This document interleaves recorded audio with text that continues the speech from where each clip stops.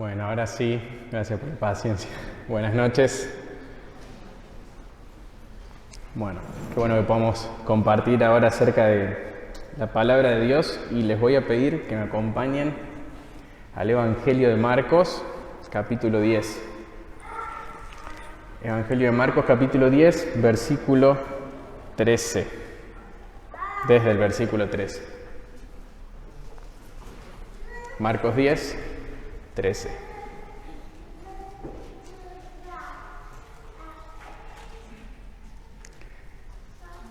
George Mueller fue un predicador y misionero inglés, muchos seguramente lo conocen, de la época de 1800, nacido en 1805. Es recordado por una vida espiritual realmente digna de imitar. Hay dos cosas principales que llaman la atención cuando uno lee o escucha de su vida. La mayoría de ustedes deben, si escucharon alguna vez hablar de él, deben haber escuchado de su vida de oración. Pero además de la oración, él dedicaba mucho tiempo también a la lectura de la Biblia, al punto que tomó el hábito de leer toda la Biblia 4 veces al año. Y además, el otro punto por el cual él es recordado es su vida de servicio a los niños. Durante su vida, George Mueller fundó y dirigió una organización que brindó refugio a cerca de 10.000 huérfanos. Y también lideró el establecimiento de 117 escuelas que se calcula que llegó a bendecir a más de 120.000 niños a través de estas escuelas. Y estas dos cosas, esta vida de oración, esta vida de lectura de la Biblia de Mueller y su servicio hacia los niños, no son para nada dos eventos desconectados. La razón por la cual él hacía lo que hacía es porque el Dios de la Biblia valora a los niños. Hoy se celebra en Argentina el Día del Niño y si bien sabemos que es algo secular y no es algo que surja de la Escritura, de celebrar este día, es una hermosa excusa y nosotros como cristianos más que nadie podemos celebrar este día porque el Dios de la Biblia nos enseña mucho acerca de ellos. Y quería compartirles hoy un pasaje, este pasaje que está en Marcos 10, que es uno de los tantos pasajes en donde podemos ver una enseñanza acerca de cómo Dios ve a los niños. Y en este caso en particular, no solamente vamos a ver una enseñanza de Jesús acerca de los niños, sino también una enseñanza acerca del reino de Dios. Si tienen ahí Marcos 10, vamos a leer. Dice Marcos 10, 13. Traían niños a Jesús para que Él los tocara, pero los discípulos lo reprendieron. Cuando Jesús vio esto, se indignó y les dijo: dejen que los niños vengan a mí, no se lo impidan, porque de los que son como estos es el reino de Dios. En verdad les digo que el que no reciba el reino de Dios como un niño, no entrará en él. Y tomándolo en los brazos, los bendecía, poniendo su mano sobre ellos. Seguramente ya habían leído esta historia alguna vez. Si nosotros nos ponemos en contexto, estamos en esta parte del Evangelio de Marcos, en el final del ministerio de Jesús. Al igual que los otros evangelios, Marcos dedica una parte al ministerio de Jesús y luego dedica gran parte de su evangelio a explicar la pasión, ¿sí? El tiempo de la última semana de Cristo. Pero en particular este pasaje se encuentra al final del ministerio. Principalmente Jesús, después de, si ustedes leen desde Marcos 8, después de haber tenido un enfrentamiento con los fariseos y de haber enseñado a los discípulos acerca de que debían cuidarse de la levadura de los fariseos, Jesús empieza un proceso hasta su última semana, donde principalmente se va a dedicar a instruir personalmente a los apóstoles. Y si bien él sigue teniendo contacto con las multitudes, disminuye su enseñanza hacia las multitudes y se concentra en capacitar a los 12 en muchas cosas. Durante este periodo, él, por ejemplo, les anuncia 3 veces a los apóstoles que él iba a morir.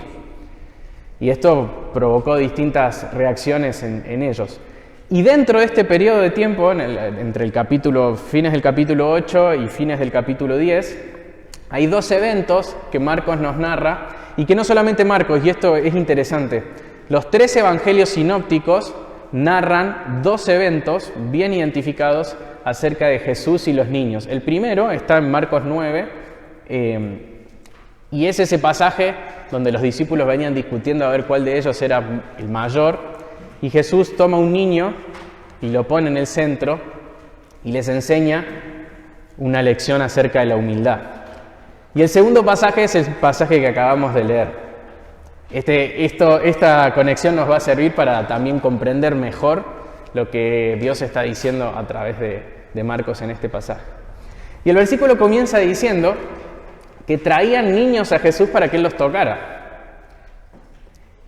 Es por el contexto y por lo que vemos en el versículo 16, lo que llevaban a Jesús eran niños para que Él los pudiera bendecir. Mateo agrega algo que no dicen los otros 2 evangelios, que es que los llevaban para que Jesús orara por ellos, ¿sí? Esto es algo muy común, que tiene sus raíces en el Antiguo Testamento, pero es muy común que se buscara la bendición de los niños a través de la oración de los adultos. Y Marcos usa una palabra para niños que es una palabra bastante general, que no nos dice tanto, es como si yo dijera niños, pero Lucas usa una palabra más específica en su pasaje paralelo, que nos habla de que probablemente hayan sido niños recién nacidos, incluso niños que probablemente hayan estado todavía en un periodo de lactancia, niños muy pequeños. Y es la misma palabra que usa Pedro cuando dice que decíamos como niños la leche pura de la palabra, es esa misma palabra.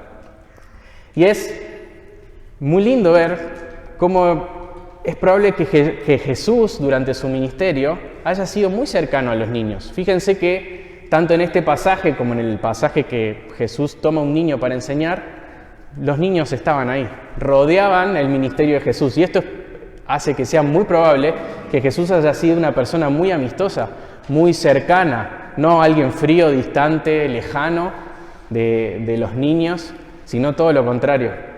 Por eso podemos ver acá que decididamente algunos padres habían tomado sus niños y se los habían llevado a Jesús. Pero nos encontramos con un problema. Los discípulos, al ver esta situación, reprendieron a las personas que acercaban a los niños. Esta palabra que usa Marcos para hablar de que los discípulos reprendían a las personas, significa que les regañaban y les retaban. En el Evangelio de Marcos es la misma palabra que usa Marcos para hablar de que Jesús reprendía a los demonios. Fíjense qué fuerte esto. O cuando Jesús reprende a la tormenta, ¿sí? Esta es la actitud que están teniendo los discípulos frente a la actitud de estos padres que acercaban niños a Jesús para que Él los bendijera. ¿Y a qué se debe? ¿Por qué? ¿Qué pasaba por la mente de los discípulos? Y esto nos va a servir para comprender el pasaje. Por un lado, había una mala interpretación del reino. Por eso Jesús va a terminar este pasaje hablando del reino. Pero ellos se comportaban como si fuesen una especie de guardaespaldas de Jesús. En un pasaje anterior, en Marcos, ahí arriba cerca de donde estamos leyendo, en Marcos 9:38, los discípulos venían de decirle al Señor: Señor, vimos a alguien que estaba echando demonios fuera en tu nombre, pero no era de nosotros y se lo impedimos. Es muy loco, pero esto es lo que estaba pasando por el corazón de los discípulos. Ellos se estaban levantando y malinterpretando las enseñanzas de Jesús acerca del reino, diciendo: bueno, dentro del reino somos parte de los 12 más cercanos, nosotros nos vamos a tomar el derecho de decir quién puede y quién no puede. Más adelante vamos a ver que ellos incluso luchan por posiciones cerca de Jesús, uno a su derecha, otro a su izquierda. Eso por un lado. Por otro lado, en la cultura judía de aquel entonces, y esto no porque lo enseñara la Biblia, los niños tenían realmente muy poco valor. Incluso podía llegar a pasar en los rabinos, los fariseos, no enseñaban a niños menores de 12 años porque consideraban que ellos no podían comprender la Escritura y hacer las obras que las Escrituras demandaban para la salvación. Entonces eran muy despreciados. Y al mismo tiempo, seguramente a los apóstoles les haya molestado que estos niños insignificantes vinieran a interrumpir al gran maestro y al Mesías, al rey de este reino. Entonces, para ellos no había dudas, no debían dejar que los niños se acercaran a Jesús. Y es acá donde Jesús interrumpe en la historia, y esto es lo hermoso del pasaje, lo lindo de este pasaje. Jesús interrumpe a los apóstoles, y quiero que veamos 3 puntos acerca de esta corrección que Jesús le va a hacer a los apóstoles, acerca de esta actitud que ellos habían tomado, y que estos 3 puntos puedan dejarnos una enseñanza. Quiero que veamos primero la indignación de Jesús, después veamos el mandamiento de Jesús y terminemos con la advertencia de Jesús, ¿sí? La indignación, el mandamiento y la advertencia. Veamos el primer punto.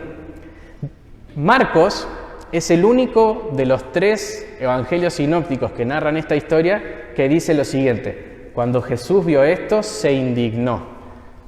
Marcos nos abre una ventana a lo que está pasando por el corazón de Jesús, por sus emociones. Esta indignación, que también puede ser traducida como enojo, como molestia, si bien hay palabras que los evangelistas usan, y estaba leyendo en la semana acerca de esto, que son más fuertes para hablar del enojo de Jesús, realmente esta palabra indica que Jesús estaba indignado, estaba molesto por lo que estaba pasando. Y Jesús es el hombre perfecto. Jesús es Dios hecho hombre y Él modela no solamente la conducta perfecta de un hombre y lo que Dios espera y a lo que Dios le agrada, sino también las emociones perfectas. A veces vemos las emociones como algo que llegan a nuestra vida y que nosotros no podemos controlar. Es raro pensar en las emociones como algo que puede agradar a Dios o no, que yo puedo obedecer a Dios con mis emociones o puedo desobedecer a Dios con mis emociones. En nuestra cultura posmoderna, las emociones simplemente surgen. Y no es bíblico esto. Y nosotros tenemos que tomar el ejemplo de Jesús acerca de lo que sentía Jesús. Y tenemos que pedirle a Dios que nos moldee a la imagen de Cristo, incluso en las emociones que Jesús sentía. Entonces, si Jesús se indignó, nosotros deberíamos indignarnos. Y la pregunta es, ¿cómo se indignó Jesús? Jesús, en este pasaje y en todos los evangelios, no tuvo una indignación egoísta. La indignación de Jesús, en realidad, es compañera del amor de Jesús. Y aunque esto es raro, tiene mucho sentido. Hay un libro de un autor que se llama Benjamin Warfield, y no pude encontrar la cita directa, pero sí lo escuché un pastor de Alejandro Pelufo, y parafraseado dice lo siguiente: quien no puede airarse, quien no puede enojarse, no puede mostrar compasión. Y quien no se indigna con el mal, lo tolera. Jesús jamás se indignó y se enojó porque había un agravio contra él. Primera de Pedro 2:23 nos dice que cuando proferían insultos contra él, no replicaba con insultos. Cuando padecía, no amenazaba, sino que se entregaba a aquel que juzga con justicia. La indignación de Jesús no es por un problema que tenían hacia él, no es egoísta, no es una indignación egoísta. En contraste, cuando vemos la actitud de los apóstoles, encontramos todo lo contrario. En ese mismo capítulo, pero unos versículos más adelante, Marcos usa la misma palabra para hablar de la indignación que tuvieron los discípulos cuando encontraron a Jacobo y a Juan pidiéndole a Jesús si uno se podía sentar a su derecha y otro a su izquierda. Fíjense qué motivación había en el corazón de los discípulos para indignarse realmente. Muy egoísta. Y es la misma palabra que va a usar en el capítulo 14 cuando se indignaron cuando esta mujer rompió el frasco de perfume para ungir a Jesús? Porque ¿cómo podía hacer semejante desperdicio? Y siempre que lo vemos en relación a los discípulos vemos egoísmo. Entonces este contraste nos sirve a nosotros para saber cómo debemos indignarnos nosotros. Nosotros deberíamos tener la actitud de Jesús a la hora de indignarnos, porque está bien que haya cosas que nos enojen y que nos indignan, porque Dios tiene una indignación santa y podemos imitar esa indignación. Ahora, y esta es la pregunta, ¿qué nos indigna? Y podemos revisar nuestra vida. ¿Qué te indigna? ¿Qué nos indigna a nosotros? Somos una sociedad súper indignada. Entren a las redes sociales, abran alguna noticia, la que quieran, pongan los comentarios, bajen. Van a ver indignación por cualquier cosa. Siempre hay un motivo para que nos indignemos. Oh, esto no puede ser. Siempre. Incluso las noticias ya se nota que buscan eso. Buscan que la gente se indigne con lo que ponen para que la gente vaya y escriba abajo. No, esto no puede ser. ¿Cómo puede ser que pase esto? Y la verdad es que nosotros tenemos que tomar el ejemplo de Jesús y no indignarnos con aquello que tiene que ver con nosotros, pero sí con aquello que a Dios le molesta. Y más cuando se trata de los niños. Hoy tenemos movimientos que promueven cosas horribles y sería realmente un pecado no enojarse. Sería un pecado, yo creo que grave a los ojos de Dios, por lo que este pasaje nos enseña, que a nosotros no nos indigne que haya movimientos que estén coqueteando con la pedofilia y que la estén mostrando como algo bueno.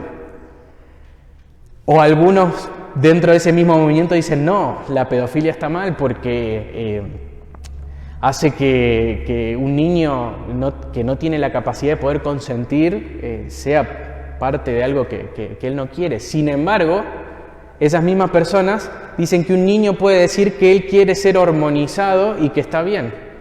No tiene lógica, pero lo hacen.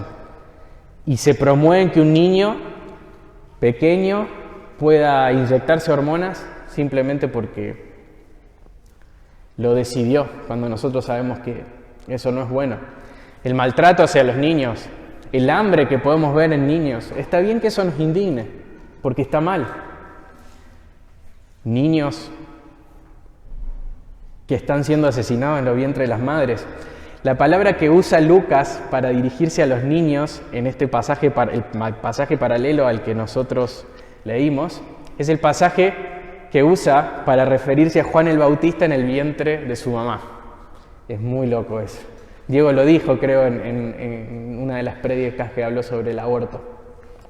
Pero si nosotros nos indignamos frente a esas cosas, es probable que no estemos expresando el carácter de Cristo como deberíamos. Entonces podemos preguntarnos si realmente nos estamos indignando como Jesús se indignó. Y ese es el punto número 1, la indignación de Jesús. Y esa indignación de Jesús lo lleva a él al que va a ser nuestro punto número 2, que es el mandamiento de Jesús. El pasaje sigue y dice, ahí en la segunda parte del 14, y les dijo, dejen que los niños vengan a mí y no se lo impidan. Captemos el tono del pasaje, lo que Marcos está queriendo transmitir. No está Jesús sentando a los apóstoles y tratando de que ellos entren en razón y reflexionando con ellos. Y no está Jesús negociando tampoco, ni está dando sugerencias. Jesús está indignado y está dando un mandamiento. ¿Y qué es lo que está corrigiendo Jesús? Bueno, para esto nos sirve ir al pasaje que mencioné al comienzo, que está en Marcos 9. Suban ahí en sus Biblias. Capaz alguno lo tiene justo en la otra página. En mi Biblia está un poquito más arriba. Marcos 9, 36 y 37. Y vamos a leer el evento que habían tenido tiempo atrás Jesús y los apóstoles. Dice, desde el versículo 36, tomando a un niño, lo puso en medio de ellos y tomándolo en brazos dijo, el que recibe a un niño como este en mi nombre, me recibe a mí. Y el que me recibe a mí, no me recibe a mí, sino a aquel que me envió. Si bien los 3 evangelistas narran cosas diferentes de este evento, nosotros lo estamos leyendo desde Marcos, los 3 mencionan esto que dice Marcos ahí al final, que Jesús dijo que si recibían a un niño en su nombre, le recibían a él. Es increíble porque los apóstoles están haciendo todo lo contrario. Jesús ya les había dicho, si ustedes reciben un niño de esto en mi nombre, me reciben a mí. Lo entendí, dijeron los apóstoles. Vienen los niños, no, no pueden. No, es increíble, pero muestra el corazón orgulloso, el corazón desobediente y lejos de la voluntad de Dios, que es como el nuestro. Y ellos literalmente están desobedeciendo o están haciendo lo opuesto a lo que Jesús había dicho momentos atrás. Y esto es por lo que mencionábamos al principio. Ellos tenían una idea equivocada acerca del reino de Dios. Ellos venían peleando justamente en este pasaje acerca de cuál de ellos era el más grande del reino. Le habían impedido a una persona expulsar demonios en nombre de Jesús porque no era parte de su círculo. Y más adelante se van a volver a pelear para ver cuál de ellos podía sentarse a su derecha o a su izquierda. Entonces, lo que ellos estaban entendiendo, mal entendiendo, ellos pensaban que el reino era para aquellos que eran importantes y ellos querían ser parte de esas personas importantes. Y Jesús quería mostrarle todo lo contrario. Y cuando ellos veían un niño, veían un estorbo, veían a alguien débil, veían a alguien con poca importancia. Sin embargo, Jesús amaba a los niños, los quería recibir, los quería bendecir. El reino no era para Jesús de aquellos que se creen importantes y aquellos que buscaban méritos para estar cerca de Él. No hacía falta tener méritos. Un niño podía acercarse a Jesús. Y la pregunta es, ¿cómo hacemos nosotros para cumplir la voluntad de Cristo hoy? ¿Cómo podemos nosotros no tomar la actitud de los discípulos que reprendían a los que acercaban a los niños, sino decir, Señor, yo quiero obedecerte, yo quiero recibir a los niños, porque cuando yo recibo un niño, en tu nombre te recibo a vos? ¿Y cómo dejamos que los niños vayan a Él y no se lo impedimos, como Jesús explícitamente está pidiéndole a los apóstoles? Bueno, en parte es fácil de aplicar, o de entender por lo menos, de que debemos estimar a los niños, amarlos, orar por ellos, cuidarlos. Otra forma de acercar a los niños a Jesús o no impedirle a los niños que vayan a Jesús es enseñándoles el Evangelio de Jesús. Nunca debemos separar a Jesús del Evangelio y de su enseñanza. Comunicarles el mensaje que Jesús predicó, porque es el mensaje que los reconcilia con Dios. Es la mejor manera de acercar a los niños a Jesús, predicarle el Evangelio que los salva para que ellos puedan tener una relación con Él. Esto también nos lleva a valorar la enseñanza de los niños, a valorar el ministerio que en la iglesia hay hacia los niños. Es muy loco, pero a veces pasa en las iglesias, creo que gracias a Dios no en esta, y donde el ministerio de niños es como una especie de, una persona quiere servir, y bueno, como es la primera vez que vas a servir y nunca serviste, empezá con los niños, como si fuese una especie de prueba piloto ministerial, digamos, o como si enseñarle a los niños o cuidar de los niños fuera una tarea como de menor rango que enseñarle a los adultos o que hacer alguna otra cosa. ¿Será que Jesús pensaba eso a través de este pasaje? ¿Será que Él pensaba que puede ser algo así como que podamos tener en poco? No, para nada. Es muy importante el servicio a los niños de parte de la iglesia. Otra forma de acercar a los niños a Jesús es siendo ejemplo del Evangelio, íntegros y valorando a Jesús. Los niños ven, ellos saben. Tal vez no lo pueden expresar en palabras, pero ellos saben lo que los adultos valoran. Vos querés acercar a aquellos más pequeños que te ven a Jesús, valora a Jesús. Ellos van a absorber eso, ellos van a tomar ese ejemplo. Y es una de las mejores maneras que tenemos para bendecir a las personas que nos rodean y acercarlas a Jesús. Otra aplicación importante de esto está dentro del contexto de lo que estamos leyendo. No hace falta que lo busquen, pero está ahí en el 9:42 de Marcos. Jesús les enseñó directamente que era tremendamente horrible lo que le esperaba a una persona que hacía pecar a un niño. Y eso también tiene que ser una alerta para nosotros. Porque dentro de lo que significa recibir a los niños y acercar a los niños a Jesús, hacer pecar a un niño para Dios no es para nada liviano.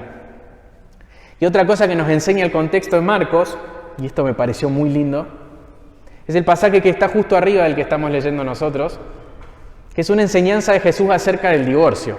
Y uno podría decir, ¿qué tiene que ver esta disputa de Jesús con los fariseos acerca del divorcio? Y es muy probable que Marcos no haya sido inocente en poner un pasaje después de otro, porque él está hablando de cómo Jesús veía la familia.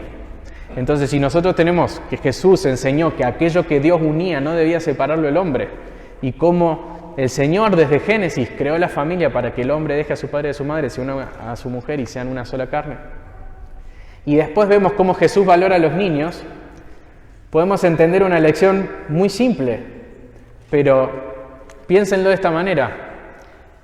Cuando una familia es destruida, ¿quién sufre más? ¿Quién es más perjudicado? Los niños.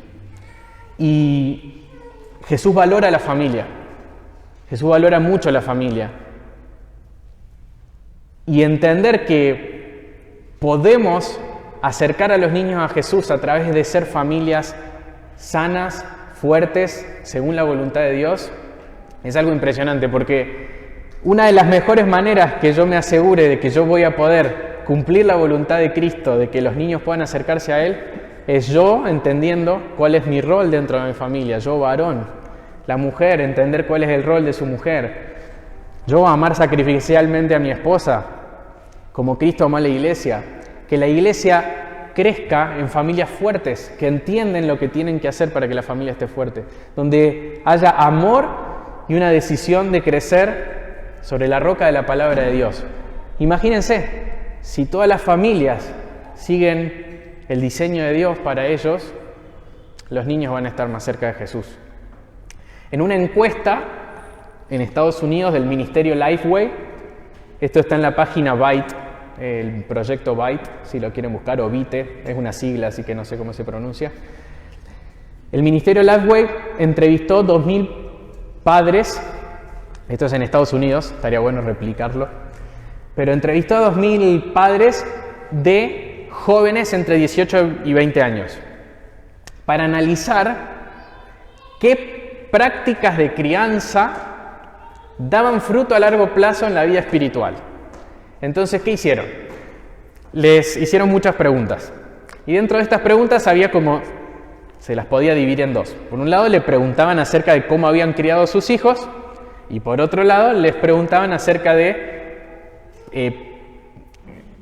como muestras de salud espiritual de sus hijos actualmente, desde si iban a la iglesia, servían, cómo era su relación con Dios y demás. Muchas preguntas. Y luego cruzaron los datos. Es muy de Estados Unidos esto va a ser en cuenta, nosotros no estamos acostumbrados. Pero la idea era ver qué factores de crianza habían tenido un impacto verdadero en los niños cuando ya eran jóvenes. Y si bien no podemos hacer doctrina de esto, no estamos negando a la soberanía de Dios para actuar en la vida de las personas más allá del contexto, para nada. Es muy valioso encontrar cuáles fueron los dos factores que más influenciaron en la vida de estos jóvenes en su crianza, digamos. El segundo puesto fue los niños que aprendieron a orar tanto en forma privada como pública mientras crecían, tenían más posibilidades de tener una fe sólida en el futuro. Ese es el ítem. Y el primer lugar, y aclara ahí que fue muy por encima de los otros factores, los padres que enseñaban a sus hijos a leer regularmente la Biblia mientras crecían. Dice la autora de esta encuesta, la conclusión clave del estudio es un descubrimiento simple pero profundo de que la palabra de Dios es lo que realmente cambia la vida. O sea, no descubrieron nada. Ya estaba ahí. Descubrieron lo que estaba escrito en la Biblia. No por nada, lo que Juanca nos leía hace un rato, Deuteronomio 6, del 6 al 7, Jesús le ordena al pueblo, y estas palabras que yo te mando hoy estarán sobre tu corazón y las repetirás a tus hijos, hablarás de ellas estando en tu casa y andando por el camino y al acostarte y cuando te levantes. No hay nada más valioso para acercar a los niños que enseñarles la Biblia. Mucho más valioso que cualquier otra cosa. Y prácticamente podemos ver a la mamá de Timoteo contestando esta encuesta. Según de Timoteo 3:15, Pablo le dice a Timoteo, desde la niñez has sabido las Sagradas Escrituras, las cuales te pueden dar la sabiduría que lleva a la salvación mediante la fe en Cristo Jesús. Yo muchas veces en mi adolescencia renegué mucho de que yo me convertí siendo niño. Y para mí era como, esto es como de un nivel más bajo de esos que, no sé, estaban en cualquiera, el Señor los rescató. Y yo escuché esos testimonios y decía, yo simplemente fui a la escuela bíblica y escuchaba a mis papás y empecé a creer en Dios y tengo memoria de mis primeras oraciones de arrepentimiento.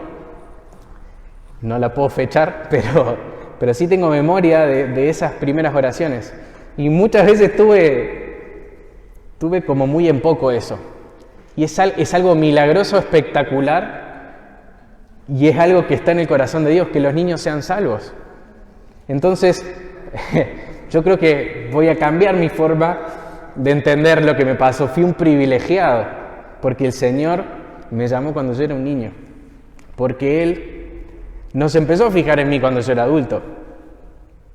Él, como Jesús, se fijó en mí cuando yo era un niño nada más.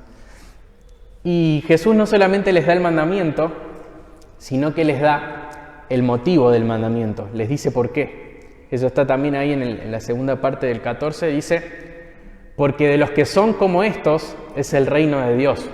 Jesús establece una comparación y dice que para poder entrar al reino de Dios debemos ser como niños. Es decir, hay un aspecto de la vida de los niños que nosotros debemos imitar para poder entrar al reino de Dios. ¿Cuál es este factor? ¿O a qué se está refiriendo Jesús cuando nosotros leemos que tenemos que ser como niños? Hay una creencia muy común, está muy arraigada a nuestra sociedad y capaz se ha metido en la iglesia acerca de ver a los niños como inocentes.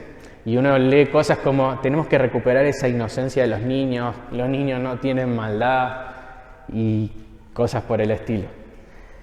Bueno, tendríamos muchos problemas con apoyar esto desde la Biblia, porque la Biblia no nos da lugar a pensar que no hay pecado en los niños. Tengo una lista de versículos y solo para que si quieren pueden leerlos después, pero podríamos leer Mateo 11, 16 al 19, Salmo 51, 5, Salmo 58, 3, Génesis 8, 21, Proverbios 22, 15, Primera de Reyes 8, 46, Salmo 143, 2, Proverbios 29, Eclesiastés 7, 20, Jeremías 17, 9 y Romanos 3 del 10 al 12.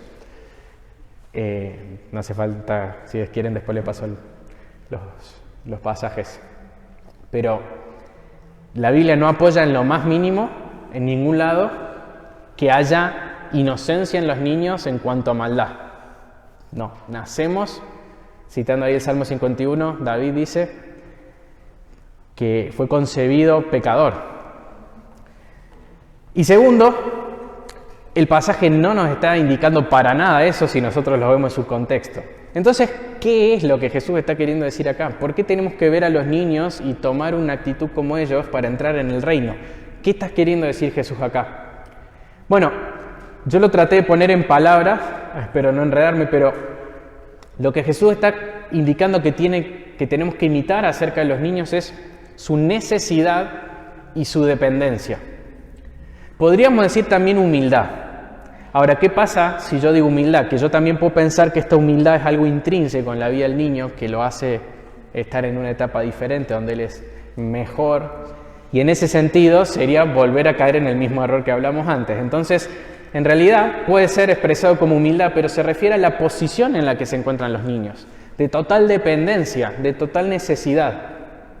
¿Y por qué sabemos que Jesús se está refiriendo a eso? Bueno, por un lado, lo que indica el pasaje. Recién hablamos de que los niños que traían a Jesús eran niños muy pequeños, entonces es muy probable que lo que Jesús esté resaltando es esta necesidad y dependencia que tienen esos niños pequeños. Por otro lado, el contexto cultural que hablábamos antes. Los niños eran rechazados, eran tenidos en poco, no se les enseñaba porque se creía que no podían guardar la ley y acercarse a Dios a través de eso, entonces eso nos indica también de esto. Hablar del reino en términos de aceptarlo como un niño era atacar el corazón de la salvación por obras. Porque ¿acaso un niño podía hacer algo por Dios? No. Y si seguimos leyendo Marcos, fíjense la historia que sigue. No la vamos a leer, pero fíjense ahí en el título de la historia. Es la historia del joven rico. Y Marcos, de nuevo, no está siendo inocente en cómo ordena las historias de su evangelio. Y lo que nos está diciendo es, fíjense este contraste. Por un lado, un joven prestigioso que guardaba toda la ley y que tenía todo para alcanzar la ley con sus propias obras. Y fue rechazado. No tuvo lo que se necesitaba para entrar al reino. Por otro lado, niños que se acercaban a Dios, a Jesús, sin nada para ofrecerle a Jesús. El reino de los cielos es como ellos. Y esto es lo que nos está queriendo enseñar Marcos, el Evangelio, Jesús en realidad. Que los niños solo pueden expresar dependencia, solo pueden expresar necesidad delante de Dios. Esto me recordaba a las bienaventuranzas. Jesús abre sus bienaventuranzas con la primera que muchos creen que es fundamental de todas las otras, y es esta: bienaventurados los pobres en espíritu, porque de ellos es el reino de los cielos. Hay una relación directa entre esto. Ser como niños es ser pobres espiritualmente. ¿Qué es un pobre espiritualmente? Una persona que reconoce que delante de Dios no tiene absolutamente nada para ofrecerle a Dios más que necesidad y dependencia de su favor, de su gracia. Entonces, por todo lo que venimos hablando hasta acá, pasamos al tercer punto. Jesús va a advertir a los discípulos. ¿Sí? Entramos en el último punto, que es la advertencia de Jesús. Dice el versículo 15, ahí en Marcos 10:15, está Jesús hablando, dice: en verdad les digo que el que no recibe el reino de Dios como un niño, no entrará en él. Ya no es solamente dejen los niños venir a mí, no se lo impidan, ahora dice cuidado, porque esto que están haciendo puede que esté reflejando algo dentro de sus corazones, y si ustedes no son como niños espiritualmente, no van a entrar al reino de Dios. Y Jesús usa la palabra recibir, y me parece que esto es muy importante. Jesús no habla nada acerca de ganar su entrada al reino, dice de recibir la entrada al reino. Jesús lo que está diciendo es que debemos recibir el reino de Dios como los niños reciben, reconociendo la extrema necesidad que tenemos delante de Dios, reconociendo delante de Dios que nosotros no podemos ofrecerle nada a Dios y reconociendo la dependencia que tenemos de Él. Y esto es directamente aplicable a nuestras vidas. ¿Te ves necesitado y dependiente cuando te acercas a Dios? Tenemos que ser como niños para poder entrar en el reino y ser salvos realmente. La verdad, y lo digo en serio, si nunca viste tu condición delante de Dios de esta manera, no esperes más. Si nunca te pusiste delante de Dios como una persona que no puede darle nada a Dios y que solamente puede apelar a la gracia de Dios porque es necesitado de Él, Jesús está diciendo que no entras en el reino. A mí no me parece algo menor. El arrepentimiento es en parte justamente eso. ¿Qué es arrepentirse si no es decirle al Señor: yo no tengo nada para ofrecer, yo no tengo nada bueno en mí, lo único que puedo hacer es arrepentirme de lo que soy? ¿Y qué es la fe sino creer en que solo Jesús es donde nosotros encontramos salvación? Lo lindo de la bienaventuranza de Mateo es que, ¿por qué son felices los pobres en espíritu? Porque de ellos es el reino de los cielos. Reconocer tu pobreza delante de Dios y decirle: Señor, en mi corazón no hay nada bueno, yo no te puedo ofrecer nada, todo pecado. Y confiar en Jesús trae como resultado riqueza espiritual. El reino te pertenece ahora, es tuyo, sos parte del reino, porque delante de Dios reconociste tu pobreza de espíritu. Por eso sos feliz, por eso sos bienaventurado. Y es probable que haya personas que por más que vengan a la iglesia hace tiempo, no se hayan presentado delante de Dios así. Voy a citar a George Verwer, el fundador de OM, una frase de un libro que leí hace un tiempo y la tenía marcada. Dice: el hambre es la señal inequívoca del verdadero discipulado. La sed de Dios me muestra que soy hijo suyo y que Él está actuando en mí. No es lo que haga para Dios lo que me indica si soy realmente discípulo suyo. ¿Se dan cuenta la diferencia? La muestra de que sos cristiano realmente no tiene que ver con lo que vos haces por Dios, sino por la necesidad que vos expresás de Él. Es muy normal que si uno piensa, che, ¿seré cristiano o no seré cristiano? Bueno, yo hago esto, yo hago lo otro. Es que eso no te está diciendo si realmente vos tenés un corazón nacido de nuevo delante de Dios. Lo que expresa realmente que vos sos cristiano es que vos tengas un corazón necesitado delante de Dios. No me digas cuánto haces por Dios, decime cuánto necesitas de Dios, qué hambre tenés de Dios. Es muy peligroso porque hay muchos cristianos que empiezan a tener frustración en su vida cristiana. Y dicen, bueno, pero es que yo hago esto, y que la verdad es que no, parece que esto, yo lo he escuchado con estas palabras, parece como si el cristianismo no funcionara. Y una persona que no se ha puesto delante de Dios como una persona necesitada y que simplemente ha entendido que tiene que hacer cosas, es muy fácil parecer evangélico y empezar a copiar de lo que vemos en nuestras familias o en otras personas las cosas que hay que hacer. Y es muy fácil entender humanamente lo que uno tiene que hacer, pero si uno no expresó antes necesidad, si uno no fue un niño espiritualmente, lo único que está haciendo es querer ganarse la salvación y la cercanía a Dios. No entran en el reino de Dios esas personas. Entonces está bueno que pensemos en nuestra vida, cómo es nuestra actitud. Y no solamente tenemos que ser como niños para salvarnos, sino que si realmente lo hemos hecho y hemos recibido la salvación y la entrada al reino de Dios por su gracia, al haber ido al Señor como un niño que no tiene nada para ofrecer, tenemos que ser como niños también para crecer espiritualmente. Si estás en Cristo, ya te arrepentiste y ya mostraste delante de Dios tu necesidad, no te olvides de eso, porque eso no cambia. Y viví la vida cristiana como un niño espiritualmente. Pablo dice en 1 Corintios, retándolos a los corintios porque se enorgullecían, ¿qué tenés que no hayas recibido? Y esas palabras me resonaban cuando leía esto. ¿Qué tenemos que no hayamos recibido como simples niños? ¿En algún momento hubo algo en nosotros que nosotros podríamos ofrecerle a Dios para alcanzar la salvación? ¿Qué tenemos que no hayamos recibido? Mañana lunes, cuando te despiertes, no dependés menos de Dios para afrontar ese día que otros días.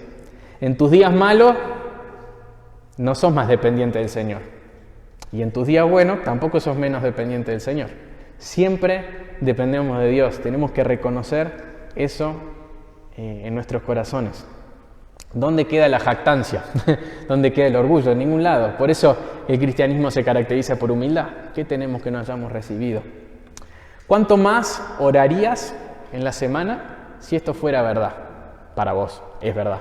Pero si esto fuera verdad para vos. Yo me hacía esa pregunta.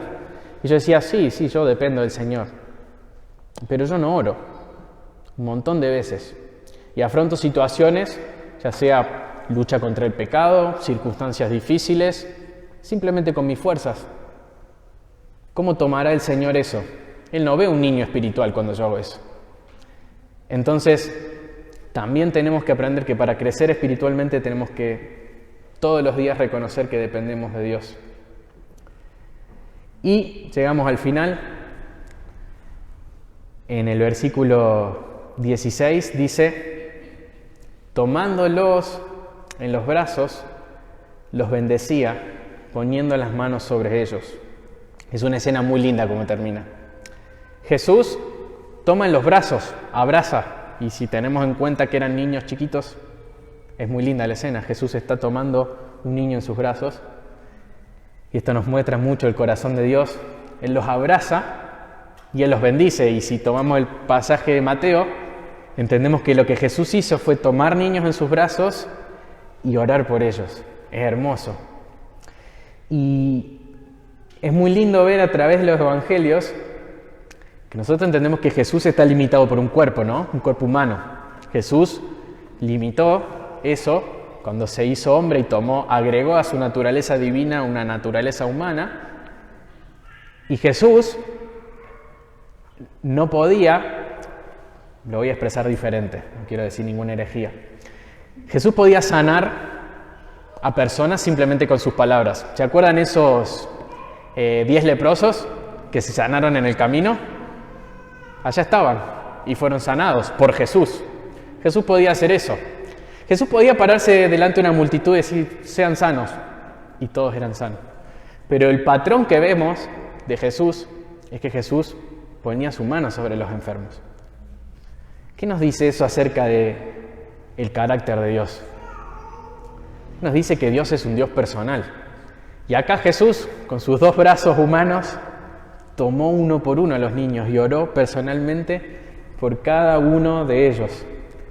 Porque es la forma en la que Dios se relaciona con las personas, no en grupo, personalmente. ¿Sí? Cada persona, cada niño era importante para Jesús y cada persona es importante para Jesús, con nombre y apellido. Uno a uno Jesús los bendijo. Entonces, hermanos, para cerrar, yo te pregunto, ¿qué ganó Dios cuando te adoptó como su hijo y te salvó, si es que lo hizo? ¿Vos podías ofrecerle algo? ¿Vos fuiste como ese jugador fichado en los equipos que viene a ser como la nueva figura del equipo y que sale en los diarios? ¿Eso fue? No, vos no le diste nada a Dios. Dios simplemente te salvó porque Él quiso, porque Él tuvo misericordia de Dios. No se lo puedes atribuir absolutamente a nada más. Bueno, primero, tenemos que asegurarnos de que estamos entendiendo esto. Si no lo estamos entendiendo, si esto no es así, o somos salvos y estamos viviendo una vida cristiana lejos de la voluntad de Dios, o probablemente tal vez no seamos salvos. Y segundo, si entendemos lo que hizo Dios con nosotros, seamos imitadores de Él. Y de la misma forma, nos debemos comprometer a amar a aquellas personas que realmente no nos pueden dar nada a cambio. Y los niños son esas personas. Entonces, cuando uno revisa la historia del cristianismo desde aquellos primeros cristianos que rescataban a los niños que eran abandonados en el Imperio Romano simplemente porque no los querían, yo creo que porque no había, bueno, incluso había abortos, pero no había la tecnología que hay hoy para hacer lo que se está haciendo hoy. Pero esto no es nuevo, que los niños sean descartables para la sociedad, en gran parte. Desde esa época hasta hoy, los cristianos han hecho cosas impresionantes, desde el nacimiento de la escuela bíblica, la alfabetización, muchísimas cosas por los niños. Y eso no nació de otro lugar más que de gente que entendió la Biblia. Y que entendió eso, que así como ellos fueron tratados y entraron al reino de Dios, ellos debían extender eso a otros, y eso ha llevado a que muchos cristianos a lo largo de la historia hayan hecho la voluntad de Dios y no hayan hecho como los apóstoles, que no dejaban que los niños se acerquen, sino todo lo contrario, cristianos que acercaron a los niños a Dios. Entonces, en esta fecha especial es bueno que podamos reflexionar acerca de eso como iglesia. ¿Oramos? Señor, ¿qué hay en nosotros que pueda agradarte? ¿Qué hay en nosotros que realmente podamos darte? Más que un corazón lleno de pecado y de necesidad. Señor, perdónanos. Creemos que somos autosuficientes espiritualmente. Creemos que hay cosas buenas en nosotros. Creemos que no te necesitamos. Y tenemos que arrepentirnos de eso, Señor. Te rogamos que pongas en nosotros esa humildad, que generes en nosotros ese arrepentimiento, esa fe, que nos lleve a buscar tu rostro como una persona necesitada, dependiente, para poder entrar en el reino, para poder ser parte de este reino, Señor. Gracias porque a pesar de nuestra torpeza y de que tenemos una mentalidad muy orgullosa, vos nos seguís amando y nos seguís formando a imagen de Jesús. Por favor, Señor, ayúdanos a que esto forje en nosotros un compromiso real, bíblico y fundado en tu palabra, de no impedir a los niños que se acerquen a vos, de acercar a los niños a través del Evangelio a vos, Señor. Te lo pedimos en el nombre de Jesús. Amén.